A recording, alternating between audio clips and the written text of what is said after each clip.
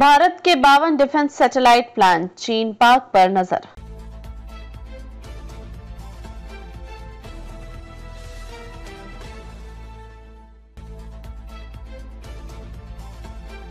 नमस्कार, जय जिनेंद्र। आप देख रहे हैं प्रवासी एकता लाइव। हर समाज हर खबर।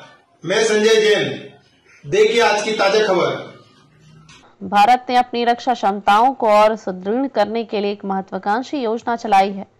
ऑपरेशन सिंदूर के बाद चीन पाकिस्तान क्षेत्र पर लगातार नजर रखने आवश्यकता को देखते हुए देश 52 नए डिफेंस सर्विलांस सैटेलाइट जल्द लॉन्च करेगा। इसके साथ ही सरकार एक व्यापक मिलिट्री स्पेस डॉक्ट्रिन पर भी काम कर रही है। इस पहल से भारत को दुश्मन पर तेज और बेहतर निगरानी बनाए रखने में मदद मिलेगी, जिससे उसके निर्णय प्रक्रिया OODA लूप अधिक प्रभावी और त्वरित होगी।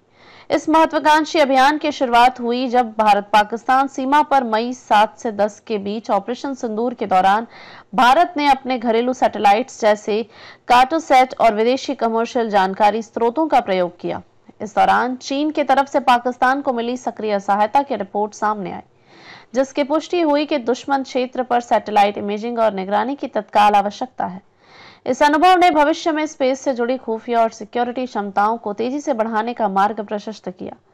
पिछले साल अक्टूबर में प्रधानमंत्री की अध्यक्षता वाली कैबिनेट कमेटी ने space based surveillance SBS program के तीसरे चरण को मंजूरी दी। चरण के लिए 26,968 करोड़ रुपए आवंटित किए गए हैं। इस योजना की रूपरेखा योगदानकर्ता संस्थाएं इसरो 21 सैटेलाइट बनाएगा, जबकि 3 चुनी हुई निजी कंपनियां मिलकर 31 सैटेलाइट का निर्माण करेंगी। समय सीमा: पहला सैटेलाइट अप्रैल 2026 तक लॉन्च होगा। सभी 52 सैटेलाइट 2029 के अंत तक पथ पर होंगे। लॉन्च ऑर्बिट्स: वे लो अर्थ ऑर्बिट LEO और जियो स्टेशनरी ऑर्बिट GEO में तैनात होंगे, जिससे विविध रेंज और ऊंचाई पर कार्य हो सके। इन सैटेलाइट्स में बेहतर रिपोर्ट सेंसिंग और त्वरित इमेजिंग क्षमताएं होंगी, जो सीधे SBS-3 के उद्देश्यों को सपोर्ट करेंगी। चीन और पाकिस्तान के साथ साथ हिंद महासागर क्षेत्र में रणनीतिक तौर पर निगरानी रखना। यह पूरा प्रोजेक्ट रक्षा मंत्रालय की इंटीग्रेटेड डिफेंस स्टाफ IDS के अंतर्गत आने वाली डिफेंस स्पेस एजेंसी के नेतृत्व में संचालित हो रहा है। DSA अंतरिक्ष में सैन्य गतिविधियों के नियमन और प्रशासक के रूप में कार्य करता है। इस पहल का लक्ष्य केवल तकनीकी पहलुओं पर केंद्रित नहीं है, बल्कि एक समग्र स्पेस डॉक्ट्रिन तैयार करना भी है, जिससे यह तय होगा कि युद्ध की स्थिति में अंतरिक्ष में किन नियमों का पालन किया जाए। डेटा सुरक्षा, क्षति नियंत्रण और संभावित आतंक या साइबर हमलों से बचाव की रणनीतियां। इस इंटरैक्टिव और अद्यतन डॉक्ट्रिन की वजह से भारत अंतरिक्ष सुरक्षा क्षेत्र में स्पष्ट कानूनी और सैन्य दृष्टिकोण से शुरुआती मजबूत आधार तैयार कर सकेगा। SBS-3 सैटेलाइट्स में निम्न तकनीक क्षमताएं शामिल होंगी: उच्च रिजोल्यूशन इमेजिंग, कम समय में एक ही जगह की विस्तृत तस्वीरें, मल्टी स्पेक्ट्रल सेंसर, दृश्य और अव्यक्त रेंज, इंफ्रारेड आदि में जानकारी, रियल टाइम डेटा ट्रांसमिशन कम विलंबता के साथ उपलब्ध कराना। इस तकनीक एक मजबूत OODA लूप चलाने में महत्वपूर्ण है। ऑब्जर्व, ओरिएंट, डिसाइड, एक्ट जैसे ही किसी गतिविधि की पहचान हो, उसके आधार पर निर्णय लेकर तुरंत कार्रवाई की जा सके। यह रक्षा प्रणाली को लेकर अधिक धारदार और तेज बनाएगी।